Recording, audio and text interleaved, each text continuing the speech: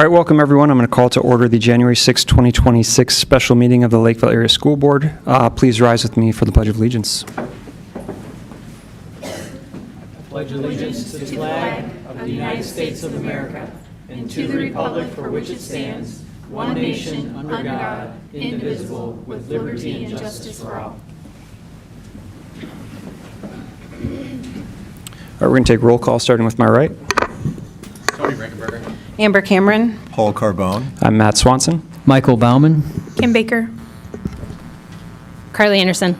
Brian Thompson. One quick notice, anybody who grabbed an agenda from out front, the agenda is actually wrong. So the proper agenda is posted online. If you have your cell phone on you, you're probably going to have to go on 194 guest, the Wi-Fi network, because our cell signal is not great here. Otherwise, the agenda items will be posted on the screen as we go along. So, start with the approval of the agenda. Are there any requests for modifications to the agenda? If not, I'd entertain a motion to approve the agenda. I'll make a motion to approve. Here, sorry, I'd like Director to make Cameron had her hand up first. I'd like to make a motion to move item 2, board discussion, under 6. I second. All right, so there's a motion to move the board discussion from item number 2 down to item number 6.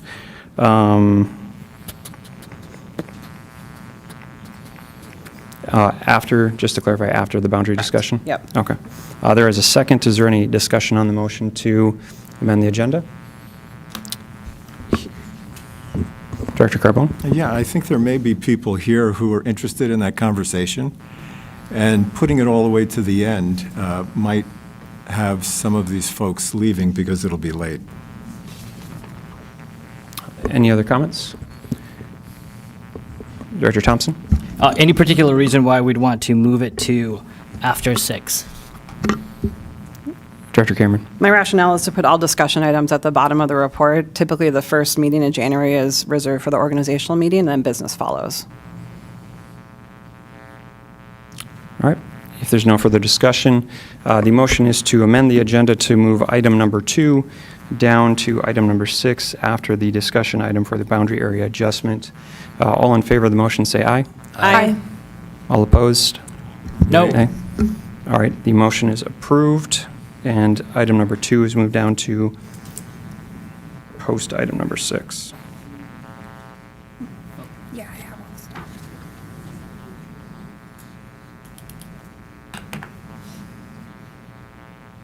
Any other amendments to the agenda? If none, I'd entertain a motion to, Director Thompson? Can I add policy 201 to our discussion? So because it's a special meeting, you actually do that? can't Okay. add items Never to mind the then. agenda. Thanks. Director Anderson? I'd like to make a motion to remove 3C.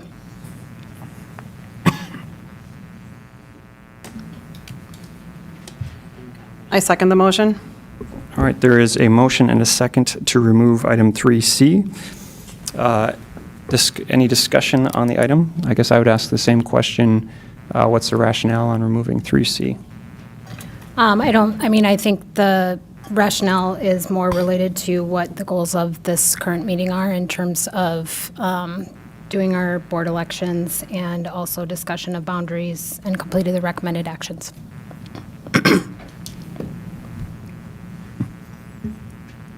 Director Thompson?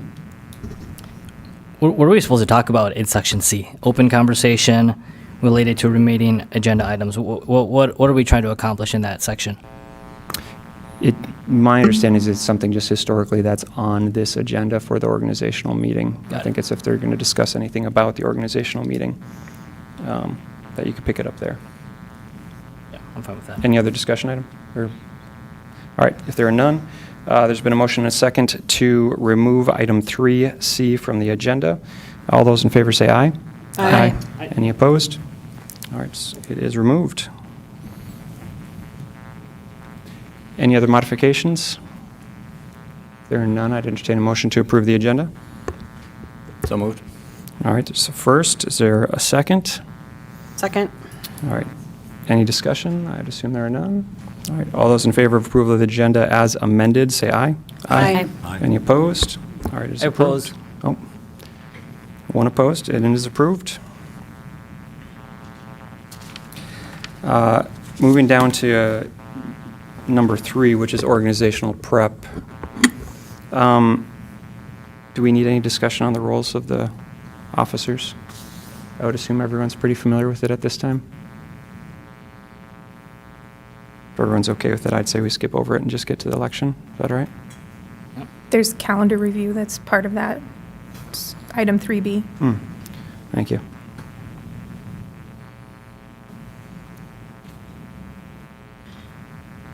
Has everyone had a chance to review the calendar? Yes. Director Cameron? Yeah, I have. I think with the calendar, I would appreciate a conversation around bringing back work sessions for the first meeting of every month, starting in February. I kind of looked at every school district in our conference, and then many of the peers that we often talk about at this table, and every single school district has a work session. I think we would benefit from having deeper conversation about some of these issues, such as boundaries, in a format like that. And so that I would be interested in thinking about that for future meetings. And you're just talking about the style of the meeting, how it's conducted, right? Because a work session is still a board meeting, correct? Okay. I guess my question, if it's calendar review, is everyone okay with the dates that we have on the calendar? And for 2020, and if you're looking on the 2025 or 2026 calendar, I'd be in favor of moving the December 22nd date a week earlier. If anybody would entertain that. I would entertain that. All right. It's pretty close to the holiday. Do we want to do the same for November 24th? When do we have days off? Wait, Wednesday, Thursday, Friday. Move it to the 17th.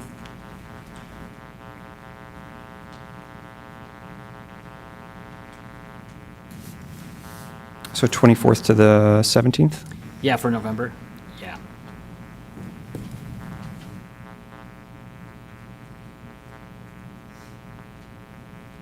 Yeah, it's Thanksgiving, and I don't know if folks go out of town or not. All right. Does that give enough time for the district to get their books together for regular business financial approval, the 17th and the 15th? I mean, I guess if we this is a long enough runway, I think. You'd probably be all right. You got For those 11 months- respective 11 months. months to figure it out. All right. Yeah. To the extent there's a motion needed, I think we actually discuss it later. But yeah, I'd move to, what's that? Yeah. Set board meeting schedule under 5A. So I would just recommend those changes once we get there. So, any other comments, changes on the calendar? Nope.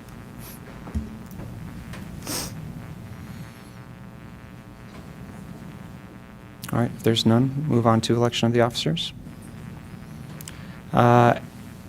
We'll start with the chair.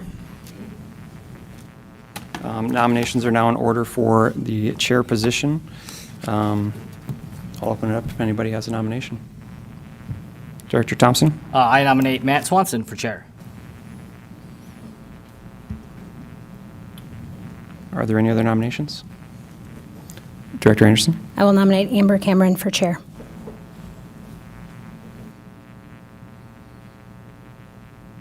Any other nominations? Any other nominations? I believe I'm supposed to ask 3 times. Any other nominations? If there are none, I don't know that we have somebody to do a roll call vote, but, Have to do it. okay, you got it. Do you have the list or? All right, I'll call a roll call vote for the nomination of the chair. Paul Carbone, Matt Swanson? Tony Reichenberger, Amber Cameron. Amber Cameron, Amber Cameron? Matt Swanson. Well, I guess I'll vote for myself. Okay. I have to call on myself, Kim Baker. I vote for Amber. Brian Thompson, Matt Swanson? Carly Anderson, Amber Cameron. All right, with the votes, 4 votes for Amber Cameron, she is now the new chair. We'll do a switch over. Should we do, Amber will take over for the vice chair. should we do vice? We'll do like a 2-minute recess as we switch spots.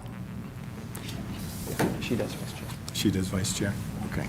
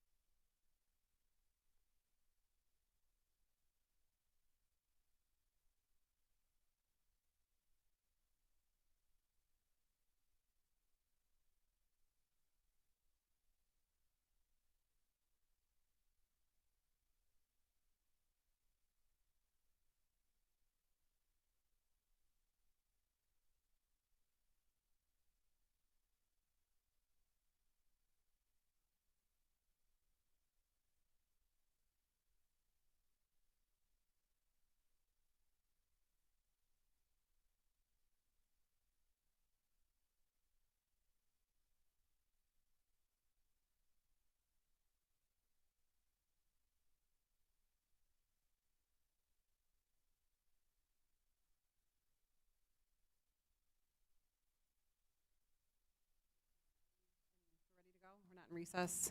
Nope. Okay, perfect. All right, we'll move to vice chair. Is there anyone who would like to make a nomination for the position of vice chairperson? Paul? Yeah, Brian Thompson. Brian Thompson? Any other nominations? Tony? I nominate Carly Anderson. Great. Are there any other nominations for vice chair? Any other nominations for vice chair? And any other nominations for vice chair? All right, clerk, acting clerk, will you please take the roll call? Paul Carbone, Brian Thompson. Kim Baker, Carly Anderson, Carly Anderson. Amber Cameron, Carly Anderson? Tony Reichenberger, Carly Anderson. Brian Thompson, Brian Thompson. Matt Swanson, Brian Thompson. All right, great. 4-3, Carly Anderson will serve as the vice chair for calendar year 2026.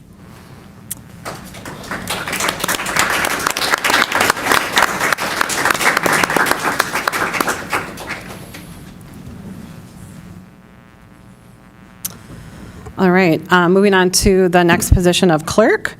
Is there anyone who would like to make a nomination for clerk? Tony? I nominate Kim Baker. Are there any other nominations for clerk? Brian? I'll nominate myself. Great. Are there any other nominations for clerk? And then are there any other nominations for clerk? All right. Acting clerk, will you please take the roll call for the vote? Matt Swanson, I'll go Brian Thompson. Brian Thompson, Brian Thompson. Tony Reichenberger, Kim Baker.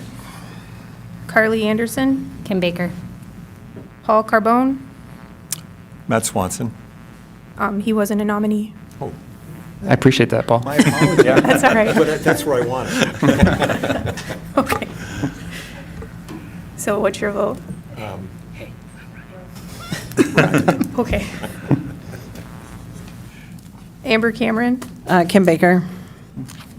Kim Baker, I'll vote for Kim.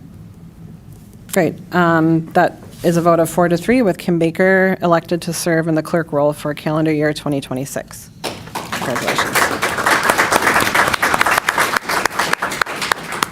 Okay, moving on to the final role of treasurer. Is there anyone who would like to make a nomination for the position of treasurer? Carly? I will nominate Tony Reichenberger. Okay. Any other nominations for treasurer? Any other nominations for treasurer? Any other nominations for treasurer? We are required to ask it 3 times. So. All right, great. Well, hearing no other nominations, Tony Reichenberger is appointed as treasurer for 2026 by acclamation. Congratulations. All right. Before we move on to the other recommended actions for today, I just want to take a moment to thank everyone on the board, both outgoing and incoming officers and all of the members for the time that you all dedicate to these roles and serving on this board. I know many of us are working parents, and this role requires all of us to be pulled away from our professional and personal lives on a pretty consistent basis. And so I deeply appreciate the commitment that everyone sitting at this table has to our role and to our school district. So thank you. Dr. Thompson? Yeah, I just want to second that. I do appreciate the leadership and also the facilitation that both the chair and the vice chair contributed to this year. We went through quite a variety of different topics. We made it through, and now we're in a position where we're move forward with 2026. So thank you for all of your efforts. Great. Thanks, Director Thompson. All right, now moving to item number 5 on our agenda. It's a set of recommended actions. The things under this list are things that school districts in the state are required to approve every calendar year, and so bear with us as we go through this list of items. So the first thing to approve is our meeting schedule. So I'd be interested in entertaining a motion to approve the proposed meeting schedules with the 2 changes that we discussed of moving the November meeting to the second November meeting to the 17th and the second December meeting to the 15th. Can I get a motion? I would move to approve the proposed meeting schedule with the adjustments to the December 22nd to December 15th, 2026, and November 24th to November 17th of 2026. Wonderful. Is there a second? I'll second. Okay, great. The motion's been motion by Matt, seconded by Tony. Is any conversation? I just want to add that the 917 board has not met for the organizational meeting yet. That happens next week, so there may need to be some changes or at least adjustment of times for some of those meetings to accommodate that schedule. And then I just wanted to ask a question about the work sessions and if you wanted to do that or what the process was, because when we did that in the past, we had like every other week. We had like 2 meetings a month, and then the first one was a work session, and then the one at the end of the month was a board meeting, and they were also at different times just to allow for like more time for conversation. So like the work session started at 6, and then the board meetings started at 7 because we were doing all our discussion as part of the work session, so we didn't need as much time at a board meeting. So I don't know, as we're talking about board meeting schedule, if that's something that needs to be discussed at this time, but I thought I would bring it up. I think my response to that is I think we could keep the schedule as is. I think both in considering staff schedules, but also just to maintain a consistent schedule for community to keep it at 6 o'clock. Unless we need to change it for some outstanding reason, like 917 or when townships and things have elections, we'll need to move the schedule. But in terms of the format, I think we're able to change format based on the needs of the particular meeting date. Are we considering adding any sort of board development sessions on a regular basis, or those are added as needed? I believe those would be added as needed as well. Yep. Okay. Any other discussion on this item? Okay, hearing none. All those in favor say aye. Aye. Opposed? All right, motion passes. The second item for recommended action is to set the compensation for board members for 2026. The proposal is to continue with the same compensation as 2025, with $6,750 annually allocated to each board member, with the chair receiving a $600 stipend. Could I get a motion to approve?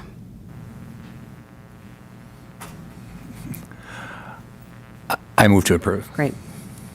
A second, anyone that would like to second? A second. And discussion.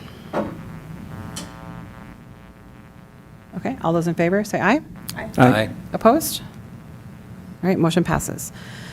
The third item is to consider the designation of the official school district publication, continuing with Sun This Week for calendar year 2026. If I can get a motion to designate the Sun This Week as the official newspaper of the district? So moved. I'll go first with Director Swanson, followed by Chair Baker. I think this is our only option in the district, so I'd move to approve Sun This Week as our school district publication for 2026. Great, thank you. Seconded by Kim. Any other discussion besides this is our only option, which I agree? All right, all those in favor, say aye. Aye. Opposed? Great. The fourth item, letter D, is to consider our legal counsel. This is consistent with what the legal counsel that we use for 2025. And so the units that, or the offices that we're wanting to approve are Squires, Waldsberger, and Mace, Ratwork, Rozak, and Maloney, and Kennedy and Graven. I think I'll just make a point that I've learned over the last year, that the reason we have multiple law firms assisting us at times is due to the nature of particular lawsuits. So some specialize in things where others specialize in others. And so depending upon what the suit against the district is, we would utilize the particular law firm. So with that, can I get a motion to approve? So moved. Motion by Carly. Is there a second? I'll second. Seconded by Matt. Any discussion? All those in favor, say aye. Aye. All those opposed? All right, motion passes 7-0. Moving on to letter E. There's a variety of things here. I would like us to consider approving all of the items under, all the sub-items under letter E. And this has to do with related business function. So this is designating our official depository for the district, authorizing the executive director of business to use signatures for checks, authorizing the superintendent or the executive director of business to make short-term investments, to authorize the superintendent and executive director of business to lease, purchase, and contract goods and services within the general budget, and to authorize the superintendent of executive director of business to utilize wire transfers of investments and payments. I'll make a motion to approve all sub-items under E. Great. Is there a second? I'll Is second. that a second, Brian, or is that just a wave? That was a wave. Okay, I'll okay. second it. Seconded by Tony. Okay, great. All those in favor? Aye. Aye. Opposed? All right, motion passes 7-0. That concludes all of the recommended actions, correct? Did I miss any? There's a lot of text here. Okay, great. Well, with that, then we'll move to district presentation about boundaries. So with that, I think just a couple of things to mention as we consider this. Tonight will be the second discussion that the board has had regarding proposed changes to the boundaries. Last month at our December 16th meeting, we discussed a first draft. At that meeting on December 16th, both from intake from community members, but also from members of the board, we made suggestions and asked questions to potentially come back with a revised draft. And so tonight, I believe that we're going to hear an updated plan from the district that will address whether or not some of those concerns made sense to be accommodated for new boundaries, given the growth of the district. The goal is to minimize boundary changes in the near future and to kind of set ourselves up for the growing district in the future, so that fewer kids will have to be moved in the future. What I would like to do in this role is to hold all questions until the end of the presentation. I think sometimes I'm guilty of this. I ask questions and it's will be answered later in a presentation. And so as Director Yoho is going through this, if you could take notes on your questions, and then if they're unaddressed during the presentation, we can get to those at the end and also during discussion. And then just to set out, the superintendent and executive staff have ideally given us a goal to make a vote on changes to the boundaries by January 13th. What I would like the board to do as we listen to the presentation tonight and through our discussion is to consider what are the things each of us need to know, and or what changes would we like to see in order to move us towards a decision. And so each of us might have different perspectives on that, but I think that's what our district needs to hear from us, is what do we need to know, and what changes are we interested in entertaining. So with that, I'll turn it over to Director Yoho for the presentation. Thank you. Thank you, Chair. Appreciate the introduction. Chair Cameron, fellow directors, superintendent, members of the community, Lucas Yoho, Executive Director of Operations, back again for another riveting round of attendance area alignment. Okay, I got to make sure I'm running the right clicker here. Okay, so here's our agenda today. So we'll go over briefly requested decisions by the school board, just to make sure that we are framed correctly. Briefly review the planning timeline and attendance area objectives and planning criteria. Again, no change to these, but just to frame for the community, maybe their first time listening in so they can see how we got to where we are. And then I'll go over the plan overview, which is the adjustments that were requested based on the 11 December school board meeting. Okay, so request a school board decision. So on the 13th, we're requesting to approve really what we call Echo 1, the elementary school attendance area, and Mike 1, the middle school attendance area. I've also presented Mike 2, but that is for the fall of 28. And we're not requesting a decision at this time, but it helps frame why we got to Mike 1.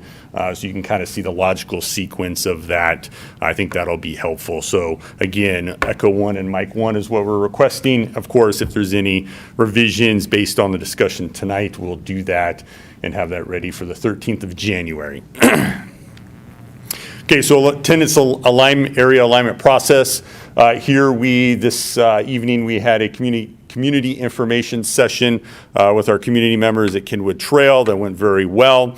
And again, we're here at the school board meeting for a discussion, kind of our second iteration of attendance area alignment, and then on the 13th of January, requesting that school board decision. As I discussed last time, that school board decision on the 13th of January is important. That'll allow the enrollment team and human resources to roll over that our enrollment into the next year, and so we can make good staffing decisions and set conditions for our schools now. So as we go through that hiring process for candidates, we get the best candidates possible. So that's kind of why 13 January is super important. Again, here's our attendance area alignment objectives. We want to ensure room for long-term growth. We want to mitigate future attendance area changes by aligning initial occupancy with the expected rate of growth. During the 11 December meeting, I kind of demonstrated where our areas of growth are and which schools are aligned to that, and then how we, establish that initial occupancy. We want to do that so that we can, mitigate those future or frequent attendance area changes. Number 2, we want to maintain a diverse and balanced student body. Statute requires that we do that, and then it's good for our schools to have a well-balanced and diverse student body. So we want to make sure that we're doing that. And then number 3, maintaining our daily desired experiences, ensuring our students and staff have the space they need to achieve academic excellence for both our students and then as well as our teachers. And I think that the recommendations we're bringing forward to you achieve all of these objectives. Okay, here is the attendance area alignment criteria for the elementary schools. Again, high growth potential is 65 to 70%. Low growth potential areas are 75 to 80%. Again, we want to maintain all of the social economic diversity. We want to manage, or mitigate movement of special education. And then we want to make sure that we are not moving students to the greatest extent possible and making sure our housing subdivisions stay together. Again, all that is around keeping our attendance areas connected and logical. Okay, middle schools, no change other than we did a bit of a two-step process here to try to provide some relief. As I've discussed in the previous meeting, we know that our middle school has kind of a two-part problem, if you will, capacity as well as concentration. So we want to try to provide some relief to CMS in that regard, especially as we go through the bond referendum process, and then as that gets approved, that we have the space to conduct, our construction and whatnot, and be able to ensure that our students have the space they need until that capacity is built. Okay, so we were asked to make some refinements to the attendance areas. Really, where the focus last time was around multiple movers, and I'll kind of demonstrate that in a couple slides, but we did that. And if you look to the left there, 26, 27 unchanged. So if we do nothing, This is what the elementary school projected enrollment will look like. And as you can see there with Highview, it continues to climb up to 107% there. So continues to be a problem if we don't do anything. Proposed elementary attendance area Echo 1, we've been able to balance that out, mitigate some of the multiple movers, and I'll demonstrate that in a minute. But you can see here we have it well balanced, and then we have it also synchronized against our high growth and low growth areas. Our high growth areas being Cherry View Elementary, Lake Marion Elementary, and Highview Elementary. And you can see that 85% buffer there below that. So that's how much space we have to get to 85%. So I think that allows for the expected growth in our high growth areas. And then it also allows some buffer there for unexpected growth in our low growth areas. Okay, here is the map, the adjusted map. As you can see, again, we didn't make wholesale changes in accordance with our criteria. We're trying to minimize movement to the greatest extent possible. However, multiple movers was a point of concern for the school board. And so we went back and we moved some subdivisions around to try and reduce that. We made a 30% reduction. So we went from, I believe it was 228 to 160 on the multiple movers. So we made a lot of headway there. And then we were able to reduce the number of total movers by about 70. So really good effort by the attendance area team to adjust those areas. And again, just to highlight for the school board and the community, those movers, that represents 11% of the elementary students and 5% of the total district population. Also, our demographics, we maintain those within the prescribed tolerances for this version of the attendance area. Okay, so here is the middle school, what we'd call Mike 1. This is for the school year 26 to 27. Again, if you leave the attendance areas as is and you make no change, the charts, the graph, bar graph to your left is what you get. Century Middle School above 100%, so that is not good at all. And then you see a bit of a concentration issue with Century Middle School be there in the northeast of our district. And then as it goes to KTMS and then McGuire, less. And so you see a little bit of an imbalance there. So again, we went through and we adjusted the attendance area from the 11 December version. And this is what we got here. Again, not ideal, but we also understand that our capacity of each of our middle schools is not ideal. We're addressing that through middle school expansion and a bond referendum. But until that passes, this is the best version to manage that population until that capacity is achieved in the fall of 2028.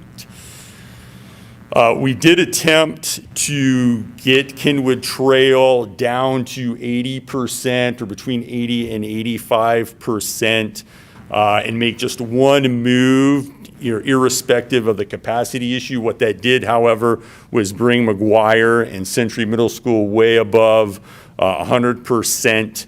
And I think that that is unsuitable in terms of a course of action, especially given, that we're going to have construction going on during those 2 years. So to ask those two schools to go above 100% and then, also construction is just not feasible to do that. So we went with a two-step proposal here. And I'll go to that one and I'll show you the maps here in a minute. So here's Mike 2. Again, we're not asking for approval, but I want you to see how it'll kind of, work out with the new capacity and then how the maps will work out as well. So we put in the new capacities for each of the middle schools on your right-hand side there. And so based on the projected enrollment in 28, you have new capacity at Century and McGuire Middle School, this is what you'll get. The 85% buffer there, that's an error, that's incorrect, but we can do the math. We'll have roughly 250 available at CMS, given an 85% buffer as an example. So I apologize, that's incorrect. What's important to note here is that our schools will be well balanced. We'll have a lot of capacity in our high growth areas of Century Middle School and McGuire. And then, our low growth area there in the middle of our district, Kenwood Trail, they will be stable at around 85%. And again, as we get closer to the fall of 28, we can make some further refinements to Mike 2 to make sure that Kenwood Trail is not exceeding 85%. Okay. Okay, so here is, I kind of put Mike 1 and Mike 2 together so you can kind of see it. Again, Mike 1 there on your left for 26, 27. We, really tried to emulate a little bit Lakeville, South High School's attendance area, try to emulate it and match it to McGuire Middle School so we can maintain that path, if you will. And so we did an initial kind of movement up there towards the west of Kenwood Trail. We left Legacy and Barris Ridge in Kenwood Trail. Just again, trying to minimize movements here and multiple movers and such. Again, we have really no multiple movers per se, but we do have 9 that are going to return to their original school. Again, that's very low in terms of total students, middle schoolers, and in the district. And then our demographics are within prescribed tolerance. Now, if you look at Mike 2 over there at 2028, you can really just see that we kind of move up, continue to move up to the north and west. That kind of, we adjust our capacity or our enrollment with McGuire Middle School to kind of help KTMS get down into the 85% range. And so, M1 looks the way it does because M2 is like the ultimate goal, if you will. And again, not chiseled in stone. We'll have to make some adjustments probably based on actual enrollments as we get closer to 28 and 29. Can I ask a question on this one? Go ahead, Brian. Yeah, so I'm trying to understand the logic of M2 because you've got Burnsville kids needing to go all the way southeast to go to middle school. And Right. So I see a blue. Why don't we just go up in the tan color? And so I don't understand. You know what I mean? Right. So, Like why are we making Burnsville kids go so far? well, They should be going to Kenwood. right. So that kind of emulates the Lakeville South High School attendance area for the most part, and so the travel time would roughly be the same. McGuire's a little bit further out, but not by much, and so that's kind of the reasoning. If we try to orient the other way, then we're going to be moving a lot more students. So we wanted to minimize the number of students that we're moving. Now, to your point, we may have to take, Barris Ridge and Legacy, for example, may have to go to McGuire Middle School in 2028, just depending on how enrollment plays out. Right. I mean, it's the same in M1. I mean, I see the tan color, and they should be going to McGuire, or they could be going to Kenwood. And then for those on the far right-hand side, like there's that blue strip. Like, again, this goes back to philosophically as a board. Do we want to have folks to go to school geographically logical and I don't know. All right, I'll pause. I know we're supposed to wait until the end. Yeah, Go ahead. I think having discussion on that would be important, but let's finish the presentation. Okay, I think that actually finishes the presentation. So Director Thompson was right on point. All right. Pending your questions, ladies and gentlemen. All right, yeah, Matt. And I can go back slides if you Sure. need me to. Unless somebody has a question relating to Director Thompson's question, I had something different. for it. All right, looking at the elementary boundaries, is Ritter Meadows, is that in Lakeview Elementary? Ritter Meadows, is that in Lakeview? That is. It looks like it from my map. Let Okay. me see here. Because if I'm looking at the numbers, and this is why I ask, if I'm looking at the numbers right now, Lakeview has a total school capacity of 700. We're at 566 right now. So if you add 34 kids to that school, it's going to be at 85%. Ritter Meadows has 29 single-family homes and 148 townhomes, some of which I think are already built, if I'm not Right. mistaken. Are we not going to run into 85, 90% real fast if that? Ritter Meadows is in Lake Marion. Ritter Meadows is, I One. think it's actually in, Is in, Ritter Meadows is So in Lake that Marion. line, I think, comes down there. Oh, it's the new. it might be actually, I don't know if it's actually the in update. Oak Lake. Look at mine. Yeah, we can go back and look at Ritter Meadows if that's, Well, then we have the same issue. Do we have an idea of when Leonard's Spirit is going to come on board and start building homes? they said that their first homes would come around 2027, 28. Okay.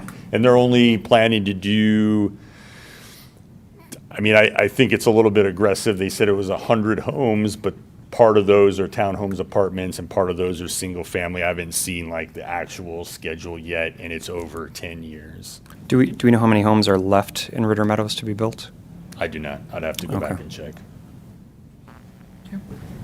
Other, yeah, I think, Carly? yeah, I was concerned about that development, just in terms of, I know, I went to the community presentation, and I know that the goal is to not have to do adjustments for some time. So that area does have me concerned. The other piece is the enclave and preserve area that's in Eastview territory.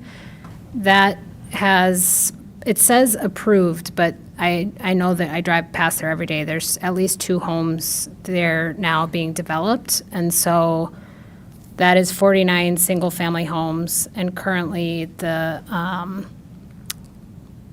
Eastview has space for 49 students before they're at capacity.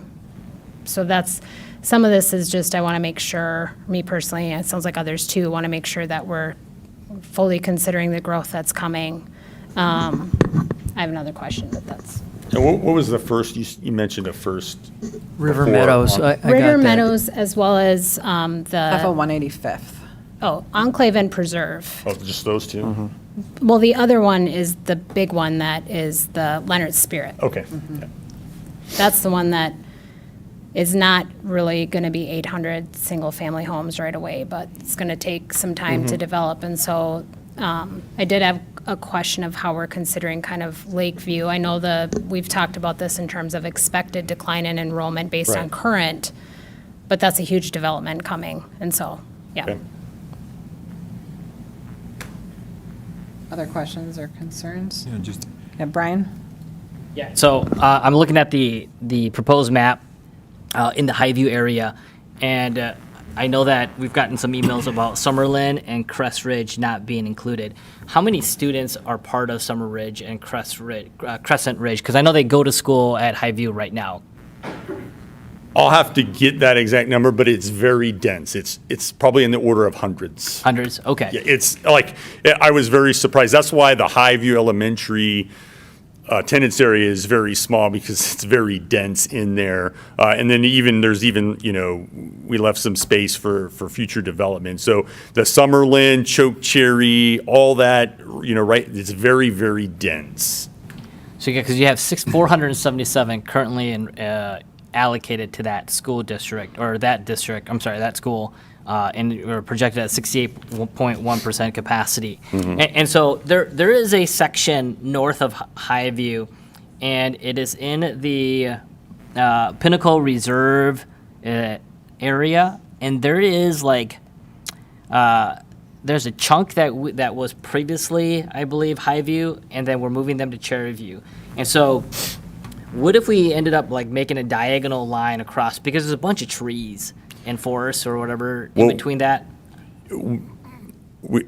In terms of, so that's a point of contention. It goes back to like, what is a neighborhood? Yep. And in order to maintain a level of objectivity, we use the Dakota County subdivision plots, and we move subdivisions. And so we're not arbitrary. There's no, oh, well, that's not my neighborhood. My neighborhood is this plus 3 extra homes.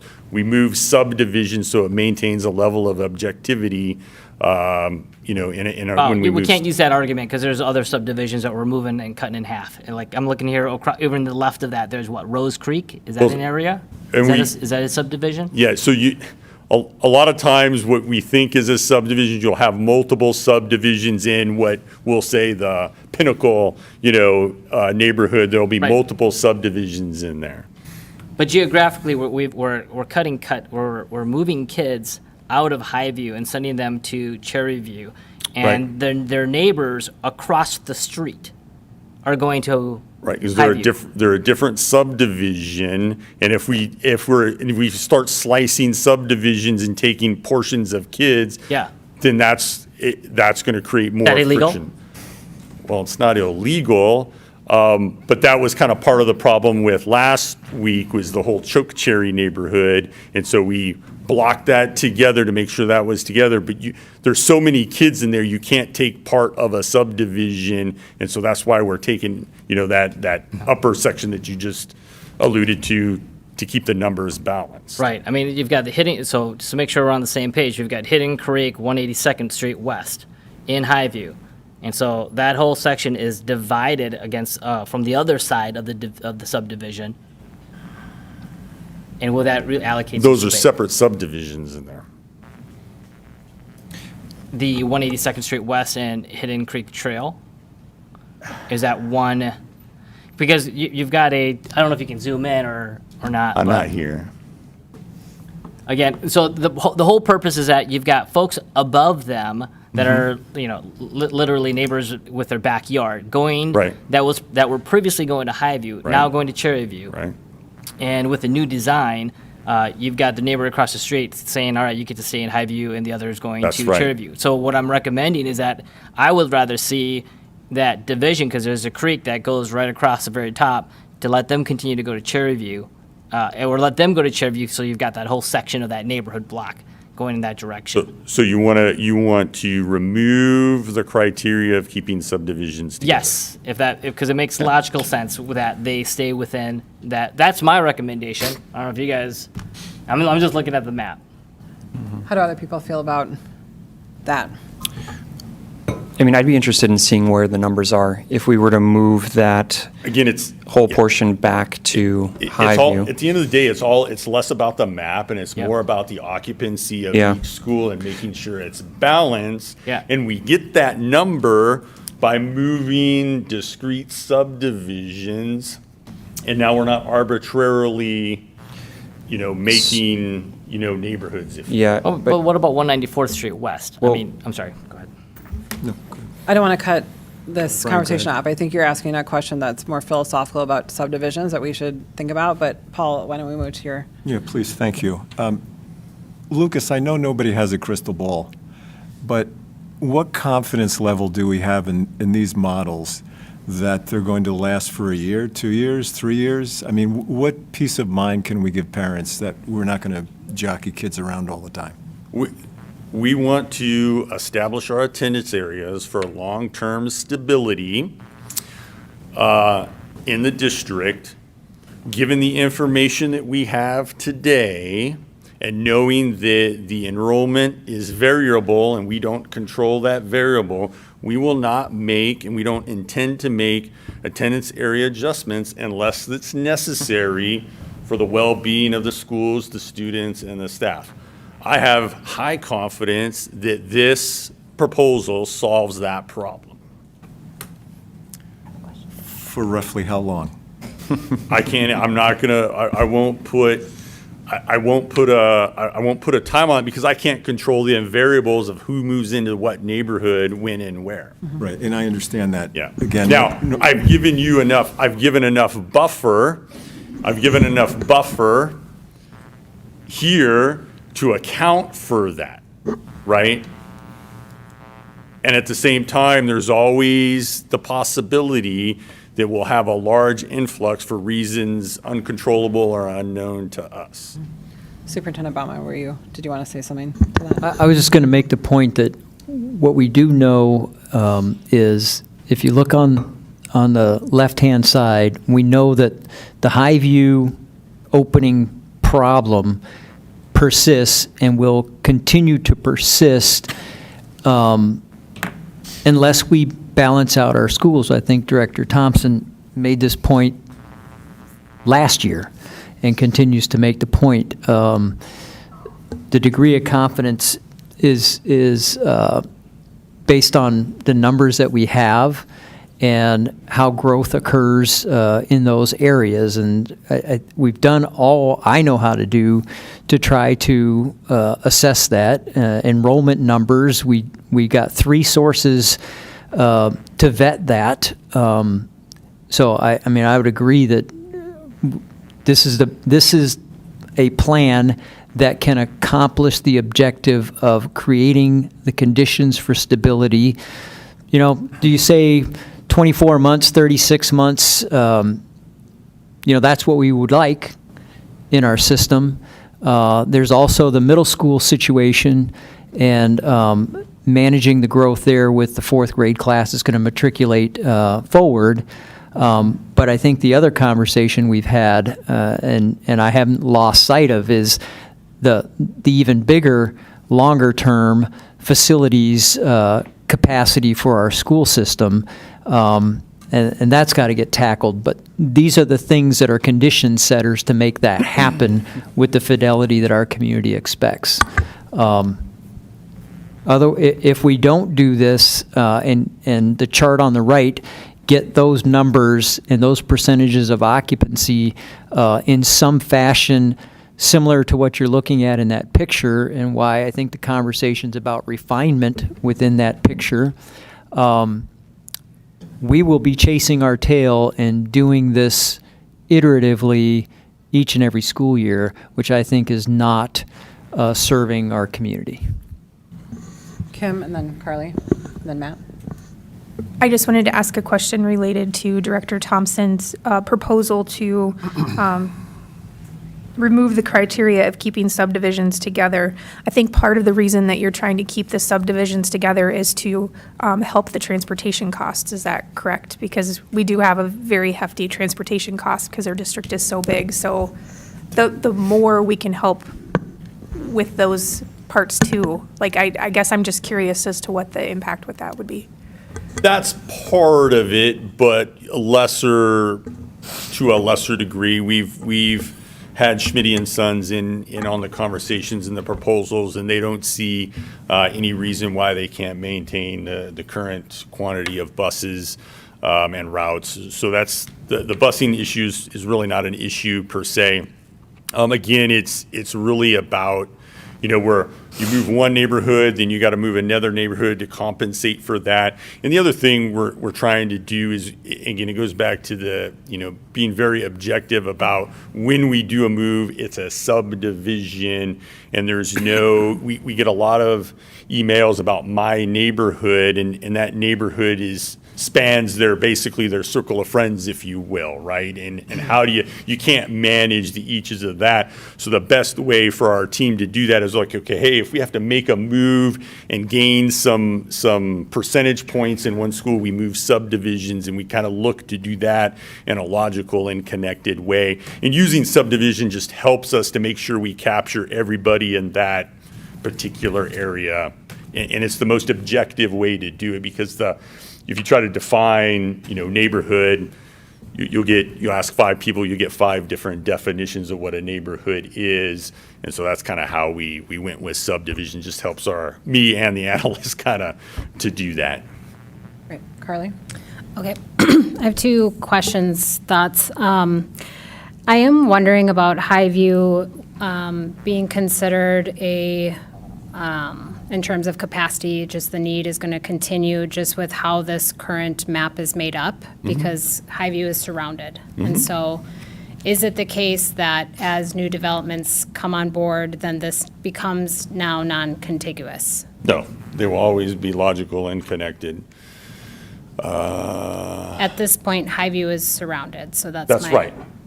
That's right. So then the developments in Highview's attendance area, they'll go to Highview, and if they're in Cherry View, that's another high growth area where there's a lot of empty space. Those developments will go to Cherry View. Now, if there's a case where the builder decides to make a a development right down the middle of a boundary, then we'll have to make that, but we'll make that change. But there will be no students there, right? Because they haven't built the subdivision yet. So then we can adjust either Highview or Cherry View's attendance area. I think that's what you're trying to get at. Well, because I'm just looking at what the plans are for what's coming in the boundary of Highview. Right. And it's just one development that's currently being developed, Well, right? currently, right, in terms of platted and approved and things like that. But there are other areas out there that are just farmland. And when we That are talk in to that. we talk to our Lakeville, they're like, oh yes, eventually this is kind of, earmarked to be a development once the MUSA gets approved, et cetera, et cetera. And so we take that into account as well, that we know that that is coming at some juncture. We just don't see it formally in some type of, application to the city. But we know based on conversations that those things are going to happen. Everything, along the Cedar corridor, that is getting developed, right? It's just a matter of time, and so we've accounted for that. Okay, yeah, I mean, I guess sorry, can I? Go ahead. I mean, I want to, I guess, reflect on, we've received a lot of emails about people who are in established neighborhoods getting moved, and how it feels like we're prioritizing new developments over kids who are here currently. And that's, I mean, I think that's something, what I appreciate is we're trying to create something that makes sense and that we don't have to shift. And I think it also feels like there's this reality of ongoing growth in Lakeville that we can't control. And so the only thing I would ask our board to consider is, and I'm not necessarily, I want to kind of put everything on the table. Like, we have set this kind of contiguous boundary goal. And at the same time, we went a long time without having to make boundary adjustments by being non-contiguous. And did that work out? So I guess me as a board member, what I would want to know is, from a financial perspective, have we saved on busing to the degree that it really makes sense to try to keep chasing after these contiguous lines, when maybe it does make sense to go with the economy, and as neighborhoods are coming in, where do we have room for them? And that way we aren't impacting our current residents. I know that has been put forth as like that was a problem, this patchwork situation, but we had years and years without boundary adjustments. And so it's painful to go through this. So Superintendent Well, Bowden. the one thing I'll just say to that, we went years and years without growth. We closed elementary school because we were losing enrollment, and then we built a new school. So those things, when you put another school into the system, you have to take the corrective adjustment, or you will be doing boundary adjustments iteratively, annually. So I appreciate what you're saying, Director Anderson, and if the direction of the board was to just take each development and move it where it needs to go, then all the arguments about, well, I'm driving right past 2 elementary schools to get to a third, all those other kinds of things come into play. So that gets very difficult, especially on scale. And I just want to tell everybody, we're going to continue to grow. It's not just now. We have to be thinking about, what do we look like 10 years from now? What do we look like 15 years from now? And how do we mitigate that? And that's, I live in the community, so I absolutely empathize with the situation. And I'll go back to Highview scenario had to be at 65 or 70%. That did not occur, not impugning that, but we have to correct that in order to set the condition for the future of our community. And Elko New Market will start to grow too. I know today it doesn't feel like it, and sitting here today it doesn't feel like it, but it will, because it necessarily has to. As the economy improves, we're going to be dealing with some challenges here on the pace of growth as well. And the other thing I'll say too is our teachers have to have right-sized classrooms. And that's not occurring right now. And I would just ask everybody to think about that element of it too. And that goes to the quality of education to our students and what environment they have. I think there's safety and security issues that are real in my mind, not just for our staff, but for our kids. And it's painful. It's very, very painful. And I feel it every single day. But I also want everybody to understand that we have to get to a reset. If we don't do the condition setting now, we're going to be back here next year having the same conversation. So, and not to the betterment of our teachers and our students. So, Matt and then Brian. Just two things. I mean, one, from a timing perspective, I agree with what Carly's saying. I mean, we're getting emails that are bringing up ideas that, I had not thought of when looking at the map. And I'm curious, as the community continues to, become aware of this and point things out, how many more options we might have. But then getting more specifically back to the map and talking what Brian was talking about back on this neighborhood that's, I don't know if it's Summers Creek. It's north of, it's like 180th and north. It was Highview, now it's going to Cherry View.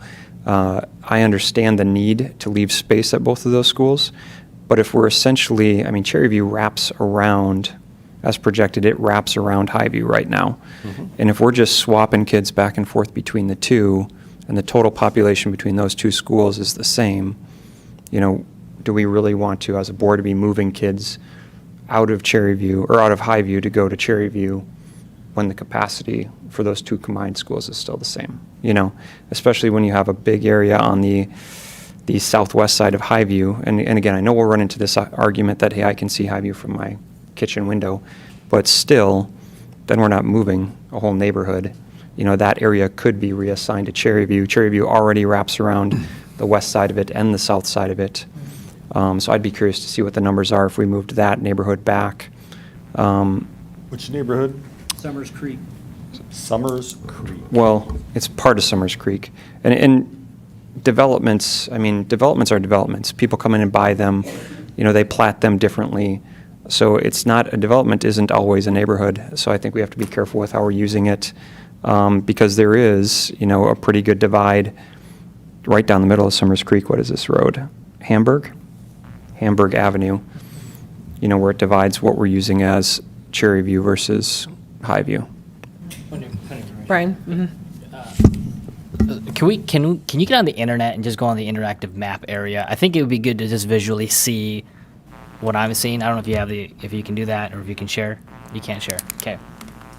All right. Sorry. Can I interject here with that? I'm wondering, I understand the deadline of January 13th. I'm wondering, because we haven't had an opportunity to do exactly what you're saying, Brian, to sit down as a group and zoom in and out, and if we had a work session on the 13th, followed by a vote at the end of the January meeting, could that, I feel like that would help all of us kind of understand the maps better, look at how these neighborhoods are currently suggested to move, and also, I think having the conversation about, like, this would be the map going forward, but how are we also thinking about accommodating current students with interdistrict transfer, and thinking about that. So I'm wondering if the board is interested in postponing a decision just for 2 weeks, so that we can have a work session to do what you're talking about, Brian. Yeah. I'm fine with Friday. Like order some pizza and just map it out. I mean, I don't need a Can whole I week. ask Superintendent, how would that accommodate I your would needs? prefer to have a work session tomorrow, Yeah, or the next like day, let's- or Saturday, or Sunday, Go. in order to do all that we can to stick with January 13th, just because now we're getting into the whole effort. Another challenge the board gave us to optimize our staffing process for the district, and I would like to remain faithful and fidelity to that. But I'm happy to do a work session, and I'm not joking. I'll go Saturday, Sunday, whatever we need to do. I think sooner than later is what I would recommend, having been asked that question. Yeah, I mean, whenever we do it, I just want to make sure that we have the capacity that if we say, hey, how many kids are in this neighborhood, this elementary school neighborhood, that we'd be able to pull that up. Okay, Because again, if we're talking, we want can to do this that. quickly. We will do that. Okay. That means the board is doing staff work. And that, Well, I mean, that's okay. Okay. We're fine with all that. right. Yeah, and I appreciate the complexity of this, and I know you guys have gone through a lot of iterations, and I do think it helps the community to see that you've gone through a lot of iterations and how complex it is, so it doesn't seem like we're just rushing to a decision here. Well, and, okay. Brian, go ahead. And in past, from what I recall, it was the board's responsibility to do boundaries. We were actively involved in putting it together. They had working sessions and designing it in partnership with the administration. And so this is not outside our purview. We live here. We know our neighborhood, and we know which ones where it makes sense to make some changes or not. I think the biggest issue that kind of prompted why we need to do this is Highview. It's 106%, and so it probably makes sense that we start there to make sure that whatever design we end up putting together is at the capacity level where it's at. I think where I would feel the most comfortable with Highview, again, my recommendation is that in the Pinnacle Reserve area, there is a diagonal cut line that in the previous boundary design, they were going to Highview, and the new one, half of that is going up to Cherry View. Make that continue going to make the bottom half go to Cherry View. That would, I think, allow us to maybe absorb where Crescent Ridge was at. And then now the question is that there's a little part of Crescent Ridge way down the bottom that is zoned to Lake Marion. That doesn't make sense. So we should decide if that's going to go, if that should go to Lake Marion or not. But the west side of Crest Ridge is Summerlin, and I think I would like to know the numbers of what does that total population look like. And then the last comment that I'll share is that I think, Director Anderson, you are right. We're adding we're adding space, or we're proactively making sure we have space for growth, but we don't know if all that growth is going to come. So on the bottom right-hand side of the new Highview design, there's that L-shaped block that's pretty much blank. And if there's an opportunity for us to maybe cut half of that to let that go into Cherry View, that might be something for consideration. So yes, I am eager. You let me know the date. You can order Carbonis. I think I can appreciate that because we're having to do this so soon after the boundaries that Brian, Kim, and Carly passed. There's probably a little, I guess you did not vote in favor, but that board at the time passed. There's a little bit of worry right here to make sure that we get it right as possible. And so I would benefit from a time where we can zoom in and out and look at numbers. I think one of the things that was presented at the community session just before this that I would like to examine more is just in the elementary schools, the number of students who are moving to each middle school. I think you had a slide on the percent, and some of them are pretty low. And so it's in the Infinite Campus Data Viz under splits. You can see Wonderful. That's the very same. It's all it is a screenshot. great. So, yep, go ahead, Brian. Can I, do we need to wait until the 13th? Do we need all 7 of us there to provide input on boundary designs? Could 3 or 4 meet on a Friday, on a Saturday in preparation to provide a 13th deadline, and then at least 3 or 4 of us are aligned, and then we can come back and say, hey, here's a proposal on the 13th? I mean, We can do that. anybody else want to do that? Can I just understand, Superintendent Baumann, sorry, it's okay. What happens if we meet on the 13th and vote at the end of the month? Like, what impact does that? I know you said you're trying to maintain fidelity, but can we just understand, like, what the actual impact of that change is?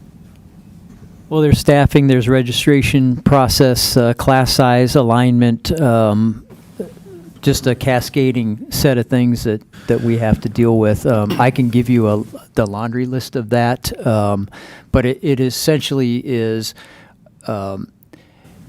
we have to post positions, and those postings are predicated on what our enrollments are going to be in those classrooms. It's also being respectful for our teachers, because as you know, when you adjust enrollments, you have to move teachers. There's a whole collective bargaining agreement process associated with that. If the longer we wait to post positions, the more difficult it is because people are looking for where they're going to go and what the opportunities are going to be.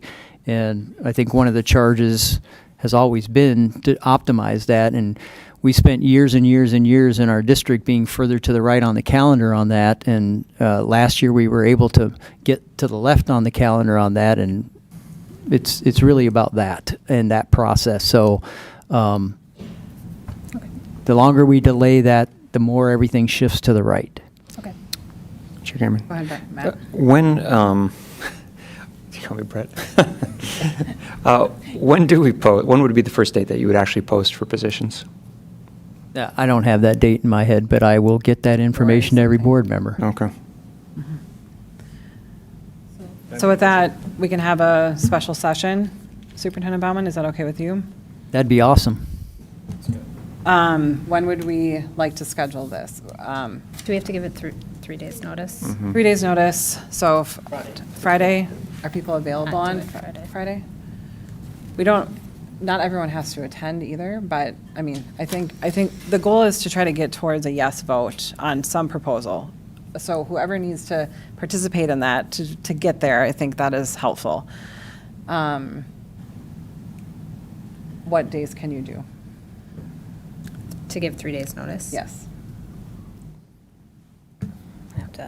Is everybody else available? We can post it today, so you got Wednesday, Thursday, and then Friday. And Friday's the third day. So Friday at Right. 6 p.m. That's my recommendation. You're probably not going to post today, though.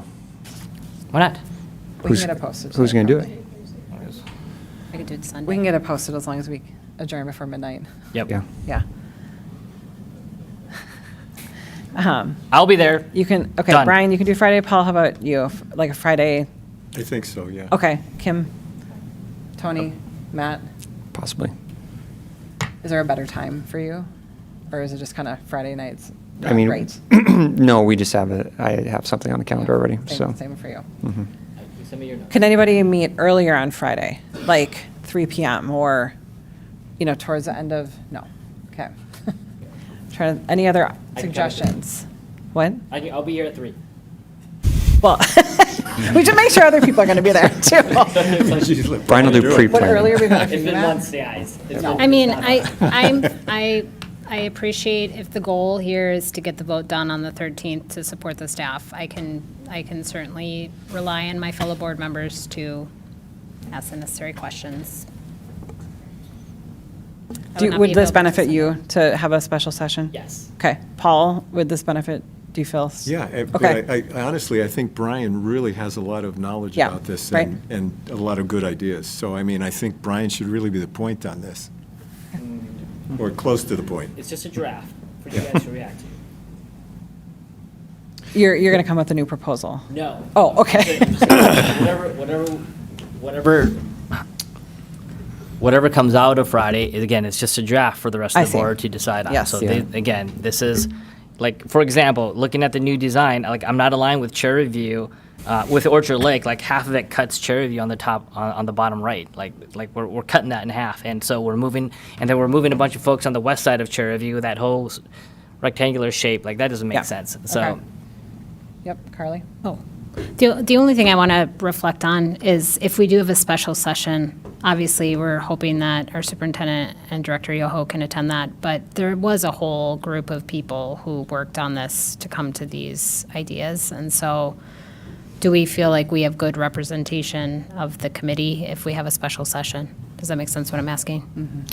Yes, ma'am. We'll make sure the right people are there to support your staff work. Chair Cameron. Okay. Yep. I was just going to add, I mean, the other consideration would be, I mean, you can meet on Friday, which I think would be great, but if we're still not at a decision on Tuesday, you could always just schedule another special meeting just to vote on this. Right. Yep. If we think we can get there. Yep. Okay. That's true. Would that be a better option?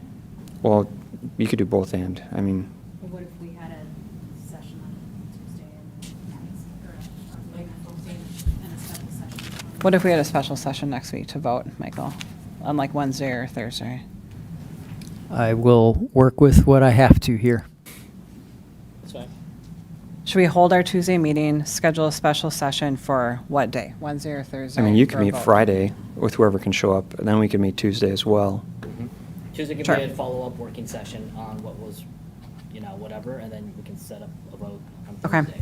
Kim? Will Tuesday be formatted as a working session where we can look at the maps and? It talk would about be it? if we, Okay. if we don't have it be a vote that day. So you want to proceed with Friday? That's good. What time do you want to start? We don't Who- do Friday and Tuesday. That's taking us time. It is a lot. Just Tuesday. I think we can do just Tuesday, work session, vote on Wednesday or Thursday. What works best for people? Either? I mean, if we can get there, I think we have to get there Yeah. We do Wednesday. Am I hearing that we're waiting until Tuesday to have a work session. to have a work session? Correct. So that we all can be in attendance. Got it. So I have 7 cooks in the kitchen plus all of the district staff, and we'll figure this out. Correct. I think I'd phrase it as to go over these specific questions so that we feel comfortable with a vote. I don't necessarily think we're all the cooks, but we're getting clarification to be educated on what we're voting on. Thursday works for me. Thursday? Okay, go ahead. Okay, so we're going to do the work session on Tuesday, and worst case to best case scenario, we make a whole lot of changes.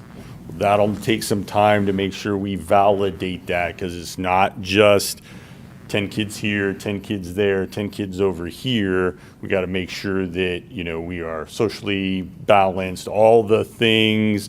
And then I'd like to make sure that we have a, second set of analyst eyes on this to make sure that we didn't inadvertently move something that is going to wreck it, right? So we can't, if we're going to do Tuesday and then, if we don't make any changes or we make a couple, then we could probably come back Wednesday, Thursday. But if we have wholesale changes, I would like to have some time to make sure that's validated and it's what we think it is. Okay. So would 2 workdays then be enough? It depends on the level of changes that you are going to put on the piece of paper. So Thursday, Friday is what I'm asking, to give some time to make sure that the proposal that you draft is valid. Yeah. Go ahead, Brian. I would still be in favor of Friday. If there was a smaller group that would go in, any suggestions could feed into Tuesday, but starting from scratch on Tuesday with what we have, I think that's just gonna delay things even more. Like, we're already delaying 7 days. Go ahead, Carly. Sorry. Yeah. What would the superintendent and Director Yoho prefer? Would you prefer to meet on Friday? I would prefer to meet on Friday, and to Mr. Yoho's point, based on what the changes are, we would, I'd make a recommendation on adjustment, but that first things first. Okay, Matt? Oh, you're. Yeah, sorry, I mean, I was just going to say, if we needed another week from the 13th, I mean, it's the 20th. I can't imagine that's really going to interfere with staffing that much if it's a week. Again, you want to get it right. If it takes an extra week, if it takes an extra 2 weeks, you want to get it right. So let's plan to meet on Friday and Tuesday, and we can determine on Tuesday when the vote will take place. Does that work for everyone? So who can attend on Friday? Brian? Not available. Can we do 3 o'clock? Would that work or 4 o'clock? I'm just trying to not make it go into the late evening. 4? How about 4 p.m. Friday? Okay, we'll get it posted. Does that work, Superintendent? Okay. Okay. Any other comments for tonight or questions for Lucas? Okay, great. Thank you. Good. Thanks, Lucas. Thanks, Lucas. Okay. Moving to the final item on our agenda is the board discussion regarding a board investigation. At our last meeting, through our discussion of the topic, in my opinion, it became clear that the will of the board was to process the findings of the report first with the 7 members here at the table in a work session, followed by a regular board meeting. That sequence was recommended because ultimately the conclusions and recommendations from the report illustrate that our board has a lot of work on building better relationships and process in order for us to be an effective team for this district and for the students we support. That has been flipped, and so we're going to talk about the report with the public first, and then we will talk about next steps.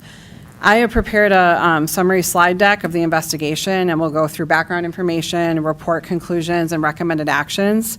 I have made copies of the report for all of the members on the board, and this presentation will be made available on the agenda on Board Book following this meeting. Mirroring the boundary discussion, I would ask that you please hold questions and comments until after the end of the presentation. And for those in the audience and online, bear with me. I tried to take quotes as much as possible from the report so that it's written or reported, the summary is reported in the words of the investigator and not summarized by myself. So I think it's important for everyone to understand some of the background about this report. So the Martin Law Firm was contracted to conduct an investigation of allegations made by Director Baker in a complaint dated August 28th, 2025. The complaint alleged, quote, that there was a sustained pattern of conduct by male members of the Lakeville School Board that has been dismissive, inconsiderate, and undermining towards female board members. Preceding this complaint at the August 26, 2025 school board meeting, Director Baker also stated that the board does, quote, not follow Robert's rules appropriately, and that the women are constantly ignored and subjected to gaslighting. Director Baker also stated that she has, quote, never experienced sexism like this as I have at this table. In Minnesota, school boards are able to determine if board members are considered employees for the purposes of the Minnesota Government Data Practices Act, also known as MGDPA. Lakeville Area School Board's precedent has been that board members are considered employees for the purposes of data practice, data practice privacy, and data related to Lakeville Area School employees' complaints against another employee, including investigative data, would typically be classified as private. The Lakeville School Board could vote to make all data it maintains on each school board member public, but has not done so to date. The caveat with that is that the school board can put the investigative report on a public agenda, such as tonight, making the report public for limited purposes of the meeting if, quote, reasonably necessary to conduct business of agenda item before the public body. Acting chair at the time, Swanson, determined that posting the report was necessary to conduct board business. Now going into the conclusions, there's a number of conclusions from the report. The first conclusion is that the investigator, quote, did not find sexism, discrimination, disregard, or disrespect based upon gender, and that there is, quote, significant evidence that shows the contrary. And in another conclusion, it was written that, quote, video footage of board meetings shows, for the most part, respectful professional communication amongst the board members and opportunities for all board members to engage in discussion debate on matters before the board.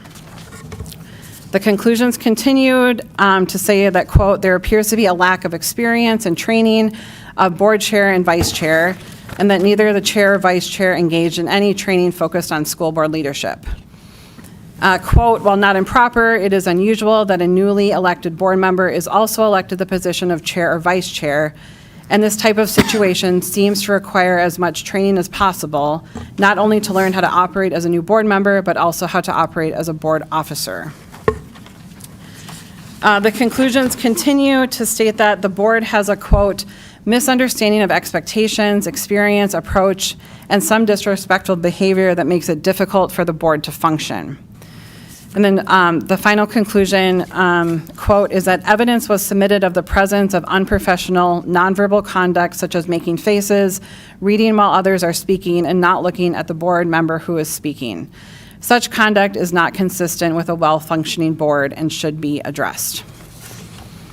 Then there is an accompanying letter from the Martin Law Firm titled Lakeville School Board Investigation Reports, or Lakeville School Board Investigation Report Recommendations. And just for the audience online and going to our school district website, this letter was originally omitted from the January 6th draft agenda that was posted last Friday, but is now posted. The recommendations from the investigator are the following. The first is, the letter contained the following statements. First was, quote, based upon the analysis of evidence and preparation of the investigative report, we also determined that recommendations to the board are in order for it to hopefully move forward and operate for the good of the students, staff, and community of the Lakeville Public School District. It went on to say that, quote, it is unfortunate that procedural concerns and a seeming inability for the members of the Lakeville board to work collaboratively and productively is hindering the board from carrying out important board business. The conduct of the board also reflects poorly upon its standing in the public. Should the board decide to take action after consideration of these recommendations, it is hoped that such action will help the board operate more effectively and efficiently. The recommendations are as follows. Number one, quote, we recommend that board officers, particularly the chair and vice chair, should undergo and successfully complete Minnesota School Board Association's board officer workshops. This is particularly true in a situation such as in Lakeville, where at the time, both the chair and vice chair were elected to their officer positions immediately upon beginning their first term on the board. Board officer training should become a regular requirement of all board members who are elected by their colleagues to board officer positions. The second recommendation is that, quote, it is recommended that the board consider engagement in facilitated team building and dispute resolution trainings. Finally, my last slide is about moving forward, which we will discuss in a few minutes. But based on the recommendations from the investigator and also I know opinions on this board, to date I know of the following actions that I believe our board should consider to move forward as a working body. The first would be to ensure that officer and board training requirements occur, including updates to our policies that would require board members to have these trainings. That we engage in facilitated board development sessions, focus on team building, and that procedures for potential future board conflict or discrimination claims are discussed and fleshed out. So with that, my focus in coming into this role is how to move us forward together. As everyone can appreciate in the audience and online and at the table, that this is a difficult situation for the board and the district. As such, I would like each board member, if they're interested, to offer approximately 3 minutes or so of their own reflections about the report. This is not a time for debate, but rather your personal reactions to the report. If individuals are unable to retain composure at the table or unable to allow others to speak respectfully about the report, I will pause discussion or table it if needed. Once everyone who is interested in speaking has had the chance, I would like to focus our discussion on the last slide and how the 7 of us would like to move forward in working together. So with that, I feel like I directly quoted the report on the conclusions and the recommendations. And with that, is there anyone who's on the board that would like to share their perspective? Paul? Yeah, thank you. I think this summary drifts away from the conclusion of innocence. One of the things that was very crucial about this whole situation is that there was a public accusation towards male board members in regards to being sexist.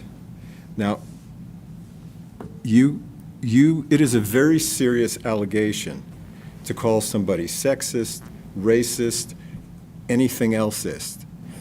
And the right to accuse was not debated, The right to accuse happened. What I'm not seeing here is the right to defend and prove innocence. One of the things that I think is extremely important here is that the three male board members that were part of this, and I believe there was another one in the audience, I'm not sure if Director Nicholson is still here or not, but I think it's crucial that the public accusation at a public meeting needs to be corrected because the investigative report said that there was no foundation in those accusations. I think the fact that thousands of public tax dollars were spent, and in that regard, the public needs to understand exactly what the result of this was, and if these 4 male board members are guilty or innocent. And I think because that blemish of being called a sexist affects your credibility, affects your personal relationships, affects your business relationships, I think that needs to be cleaned up and very clear out in the public that innocence is what the result of this conclusion is. And I think it needs to be stated much stronger than the summary that I'm seeing here, which is, I'll just say it seems to be drifting away from the innocence premise. Paul, about one more minute, please. Are you done? I'm done, thank you. Okay. I would just like to point out that I have an entire slide focused just on what you said to make it clear that that is the first conclusion of the report, and I wanted that to be included. So if that was not clear, I apologize. Yeah, thank you. If I may, though, when you look, and I invite anybody to look at the 18 pages. It's actually 17 pages. The 18th page is a signature from the lawyer.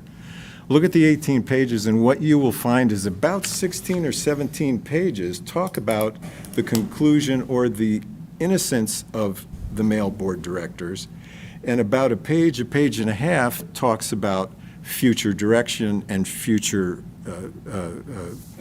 initiatives, which I'm all for, but I think this is imbalanced the way it was presented. Thank you. Yep. Brian? Oh, okay. Matt? Yeah, Amber, thank you for your summary. I appreciate that.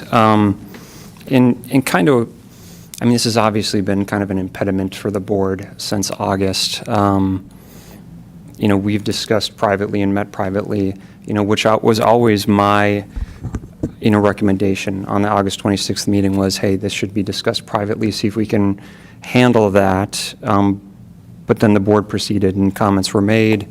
The report or the formal complaint followed, and I hope we do discuss the procedural issues that I'd like to address so we can avoid the district being put in the place where it's proceeding with a complaint investigation against the board or a board member when ultimately we self-govern ourselves. But yeah, because we've talked about doing you know, board development sessions, and you know, I agree that would be helpful because we clearly have some, as the report indicates, some personal issues amongst the board members that we could use to talk out as a group. We haven't been able to do that since August for the past 4 months because I was unwilling to schedule one while there's an investigation going on because I didn't want any of the, you know, accused board members to put themselves in jeopardy by anything that they said at such a development session. I would agree with Paul and his assessment here. You know, I think it's important if you're looking at the actual report. I think Mr. Martin does a pretty good job of going allegation by allegation and essentially says there's no merit to any of the allegations. I'm not above board training at all, right? Even as an officer, he doesn't specify any specific instances of where, hey, if the chair would have done this, that would have been better, or this was improper by the chair, which I wish he did, so there would be more clarity on that issue. But I did want to, and again, I'd like to read a couple just summary statements from, and they're all page 17, has a lot of the conclusions. But I think it's important to note, and this is what his finding was, and I'll just read it. It's determined that much of what is occurring is a function of the dynamics of the operation of a 7-member school board. There is no evidence of male board members taking actions based upon gender. In fact, meeting video footage and emails can lead to the perception that the female members in general, and Director Baker in particular, are not subject to diminishment, disparagement, disrespect, or other negative conduct. Instead, the 7 board members have differences of opinion regarding process, approach, and philosophy. While such differences break along lines of gender, there is no evidence that the differences are because of gender. I mean, I personally have always held that to be true. I know we've discussed that as well.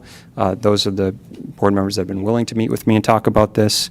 But again, the problem is when you get something like this, you know, and a complaint and allegations, it's hard to operate a board, you know, and we can talk about in private how we got to that place where a formal objection was made and how, you know, somebody came upon the beliefs that, hey, this was all true. I hope we do have an opportunity to talk about it, but it is an impediment, an obstruction to board operation when that becomes the case. And I'm glad now because the comments were made in public. I mean, made about me, clearly, and a lot of this was about me. And then, you know, just being trashed essentially online, you know, for months under investigation, attempt to ruin your reputation essentially. It is nice to have a report come in and say, like, each one of these allegations are found to be without merit, you know? So, but no, I agree. We need to move on because we have bigger things to do. I would very much welcome, you know, a development session or sessions to discuss this further. I've always been willing to talk to board members and, yeah, and move forward. Any other reflections? Tony? I was not on the board. Is your mic on? Hello? I was not on the board at the time, but it is no secret that the Lakeville Area School District School Board can at times be dysfunctional. It has a reputation of that. It goes back long before any person on this board has been on this board. It's been a long time. I can say that since coming on since November and working with each and every one of you in some capacity, I am genuinely impressed with the quality of work you all do. You all bring something unique, something positive, and something collaborative to the board. I really, really appreciate all that. Personalities can sometimes be frustrating things. Not everybody always gets along with everybody else every single time, every single day. With this coming to a close, I would like to see us be able to put it all behind us and move on and work for the benefit of the Lakeville Area School District, for the parents, for the teachers, and for the kids that elected all of us to help organize and put our policies for the schools together. And I think with this crew, I think we can do a really, really great job together. Anyone else? Brian? Yeah, it's. I appreciate you sharing this, and more importantly, like the findings are the findings. But I think what I like to know more is how did this happen? Because the board never voted for this to occur. For the board, the board didn't even know until we got an email like this is going to happen. I'm like, what? Well, like, we're going to spend tax dollars on this, and the proper protocol would have been that if you have a complaint with another board member, you talk to the chair, you talk to the vice chair, you talk to the treasurer, you talk to the clerk. You have 4 officers, and then if they're all involved, then you talk to your other non-officer board members, which would be your 3, and then you make a motion to add it to the agenda as, I want to discuss this as a topic, or I want to make a motion to have a working session, and none of that occurred. So I want to make sure that we, as a board moving forward, because I'm not going to talk much about the complaint, but as a board, as we move forward, how do we, I don't want to use the word prevent, but how do we ensure that we have the right process in place so that we're not spending taxpayer dollars? We have an invoice for $15,000. I have no idea how much our district legal costs are that our district legal has yet to invoice us. All of the board time district resource time. We spent probably $20,000-$30,000 of direct and indirect costs on this issue. And so if it went to the chair, I would be in favor of that's what it is, and he executed an investigation, all for that. Like, this is a serious allegation, and it should have gone in this manner, but it's one of those where the board was not involved, and that's my biggest concern. We run this, we are responsible for the governance of this district, and so that is one area that I think we need to talk through. I know that South Washington County and their policy 201 states that they are not elected, they are not employees of the district. They are elected officials, and so that is something that we should maybe look into. The recommendations of the report, I just want to share briefly on that. I'm not in favor, 100% aligned, officer training. That makes sense. But some of the recommendations are also opinions. Like, hey, you shouldn't have a new officer, you shouldn't have a new board member be an officer. Well, when I started, we had a new director become an officer. When Matt started, he became an officer, and now Director Cameron, Chair Cameron, you've been here for a year, and now you're an officer. So we're contradicting ourselves from what the opinion recommendation has. And then lastly, board working sessions. I'm 100% in favor that we have those, but I have no issues with working with you guys. Like, we are following the process. No one has yet to be told you can't vote, you can't speak, you can't make a motion. The process is occurring. It's a legislative body that we're in, and it gets clunky, it gets messy, and it might look like dysfunction, but we have different opinions. Like, I don't have to be your best friend. I have to make a vote based on what I think is best for our community. And so while a working session is recommended, great, but I feel like you guys we're all able to say the things that we want to say and vote the way we want to vote, and then we move on to the next topic. Like last week when we had polling locations, I was not in favor, and when we consolidated that, and now that vote passed 4-3, it's done, we move on. And so those are just a few things that I like to share out, but I do appreciate the time from the board members here to at least speak about this. So thank you for letting this continue. Great. Anyone else? Kim? I just want to address that. I believe that established processes exist for a reason. When concerns arise, people must be able to raise them through appropriate channels without fear that doing so will be later questioned, scrutinized, or held against them. That principle matters far beyond this moment. What concerns me most is not disagreement about outcomes, but what this experience communicates to others. When the act of speaking up becomes the issue itself, people learn that silence is safer than courage, and that should concern all of us. I'm responsible for my actions, and I stand by them. I am not responsible for how others choose to respond. Building a respectful, functional board culture is not the responsibility of one individual, but is a collective obligation of this board, this district, and this community. Okay, thank you. Carly, do you want to say anything? Okay. Thank you, everyone, for speaking up and for bringing this presentation. I think the findings are fair in terms of, or how you presented these findings are how they were presented in the document. This has been a really challenging time for our board, and I want to make it clear that I feel like if someone is experiencing something, they should be able to talk to fellow board members about it and should be able to. Do I wish this could have been handled within our board? Yes. And I think the circumstances were really challenging. I do want to speak to a couple things that came up in this report that maybe aren't part of these findings. Is that okay? Sure. One of the things that I noticed in the report that I don't think is accurate, and I think contributes to our sense of divide on this board, is we were characterized as having two different lines of profession. So the three women were characterized as being in education, and the four men were characterized as being in business. And Matt, I'm pretty sure you're a lawyer. I don't think you're a businessman. Maybe, kind of. I work in education. I did work in education, but I now work in healthcare. And so I think the challenge that I see is some aspects of the report really contributed to, I think, this ongoing narrative that there are these divides that I think would only perpetuate ongoing dysfunction. When we have had discussions, for instance, on the data dashboard, I don't think any single person on this table, at this table, was objecting to this idea that we need to use data to drive decision-making.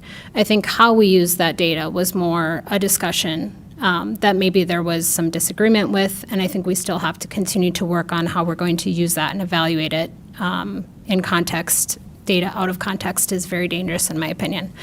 But there have been a lot of moments where this board has come together, and I was frustrated reading some of the inaccuracies. Not from I don't object to the findings. I think the recommendations that came out of it are important for us to consider.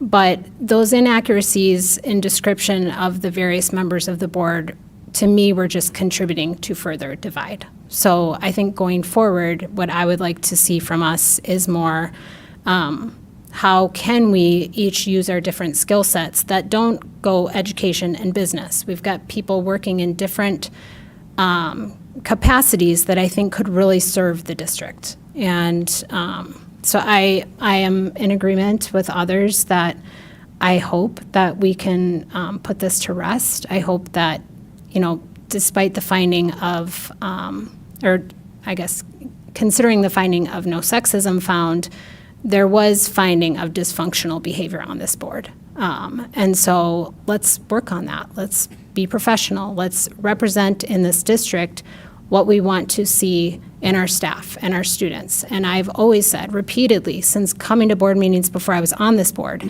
if this board cannot function effectively, that impacts our entire community. And so it is our responsibility to show professional behavior, respect toward one another. And so that would be my hope, that we come out of this stronger.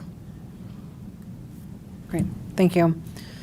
Thanks, everyone, for sharing your thoughts and perspectives on this. In addition to the items I have on the last slide moving forward, and these are things for us to discuss at a future session. We're not going to tonight decide on whether or not we would move forward on any of these. But what I want to come away with tonight is a list of things that people are interested in discussing in the future. And so I know the audience doesn't have this, so as a reminder, it's considering training requirements for officers and the board, thinking about having some facilitated board development sessions focused on team building, and then discussing procedures for potential future board conflict or discrimination claims. Is there anything else anyone wants to add to that? And this doesn't have to be the end of the discussion, but just are there other things that come to mind right now that you would like to consider? Yeah, go ahead, Brian. I'd like to add Policy 209, just a review of that, and maybe a significant revamp of it. While I understand the concept of code of ethics of the policy, I'd like it to be more of a standard board member responsibilities or duties or something of that nature. But yeah, Policy 209 is something that we should take a look at. I know that the one that we have is an example of MSBA's model, but I'd love to have us look at that. And then also Policy 201, where do we want to document ourselves as elected officials officially versus employees? Okay.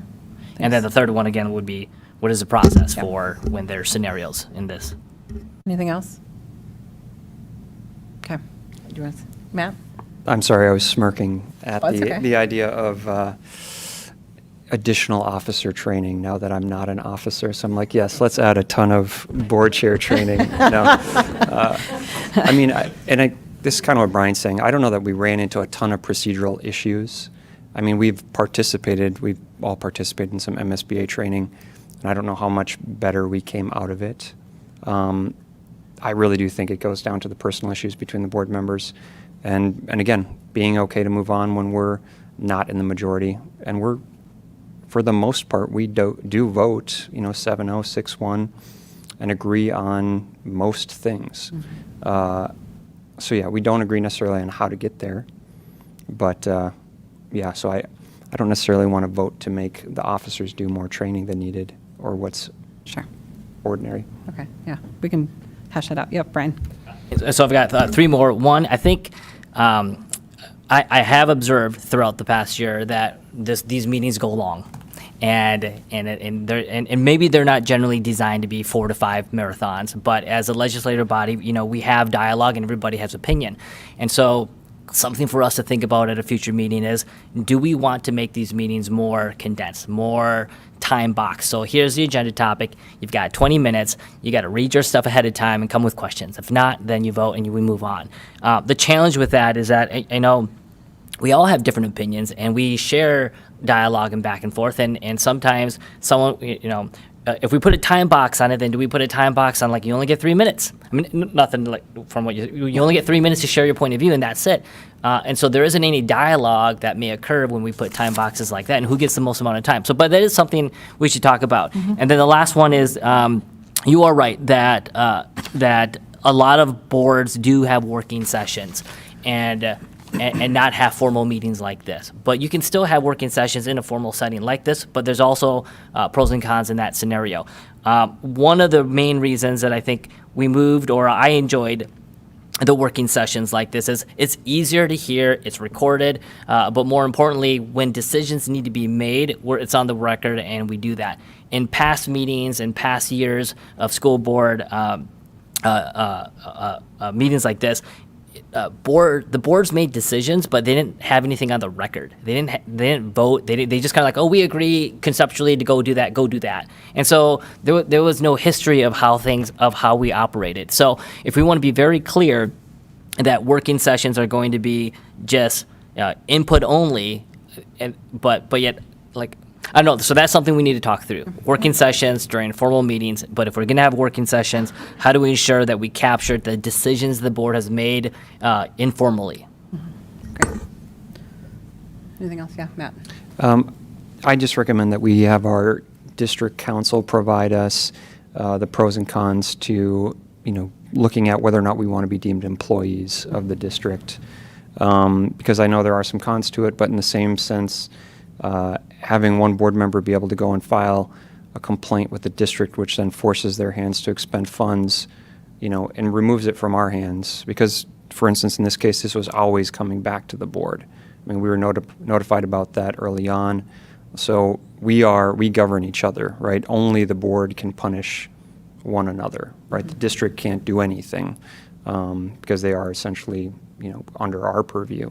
So if we want to retain that right of self-governance as a board, I think it should include whether or not we're going to decide to proceed with an investigation and use taxpayer funds. Great, thank you. Anything else for tonight? Okay. I think I'll just say in closing that I'll obviously take these ideas from this discussion and bring a plan for how we could move forward on these to the group. I think this has been said by a couple of others already tonight, but all 7 of us bring different perspectives, backgrounds, and expertise to this table, and I believe that should be honored and valued.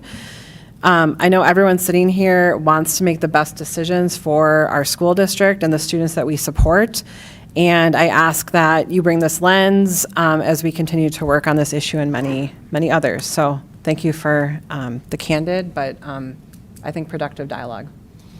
With that, can I get a motion to adjourn?